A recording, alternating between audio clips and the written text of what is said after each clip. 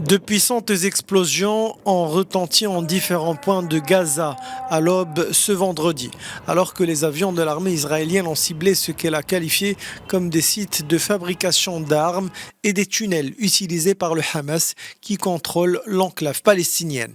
Habituellement bondée de citadins et de commerces, la terreur a déserté totalement les rues de Gaza. Les commerces sont tous fermés et les gens sont tous rentrés chez eux.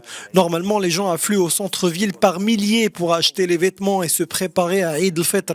Malheureusement, à cause des attaques des Israéliens, la peur a tout rasé. De son côté, le Premier ministre israélien Benjamin Netanyahou a déclaré à l'issue d'une réunion du cabinet de sécurité que la riposte israélienne fera payer le prix fort aux ennemis d'Israël. Ces frappes israéliennes ont été menées en représailles aux attaques à la roquette lancées jeudi depuis le Liban en direction du nord de l'État hébreu, des attaques que les autorités israéliennes ont imputées au Hamas, le Hamas qui a lui aussi agi après les provocations israéliennes sur la mosquée Al-Aqsa.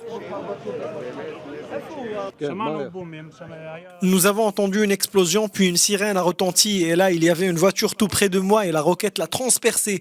Heureusement la roquette n'a pas explosé, mais les dégâts sont immenses. Je me suis enfui et quand je suis revenu plus tard, une personne était gravement blessée. Tsahal a déclaré avoir procédé à des attaques contre des cibles liées au Hamas dans le sud du Liban. Aucune victime n'a été rapportée dans l'immédiat.